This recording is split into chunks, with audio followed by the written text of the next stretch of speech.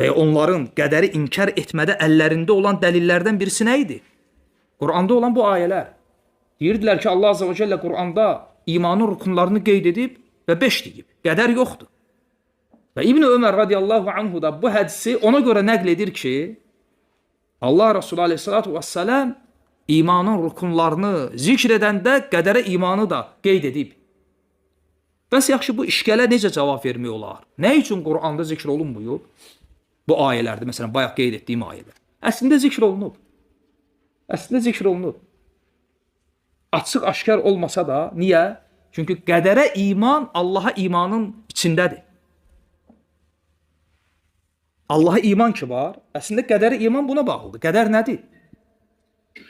Yəni bir insanın Allah Azze və Cəllənin, baxın, Allah Azze və Cəllənin ad və sifətlərinə imanı kamil olsa, o istər istəməz qədərə imanı tələb edir. İstər istəməz. Qədərə imanın 4 rukununa ələ alın. Nələrdir? Allah Azze və Cəllənin olacaq hər şeyi bilməsi, elm. Allahın sifəti deyil. Bunu yazması, insan onu edərkən, Allahın onu istəməsi, Allahın iradə sifəti və onu yaratması. Qədər 4 rukundan ibarətdir. 4'ü də Allah Azze və Cəllənin ad və sifətlərinə qayıtdı, qayıtmadı. Qədərə iman əslində Allaha imanın içindədir. Ona görə Quranda bu cür zikr olunmayıb. Lakin Allaha imana daxildir.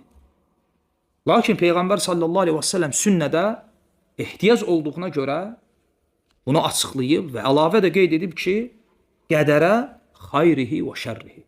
Onun xeyrinə və şərrinə iman etməyindir.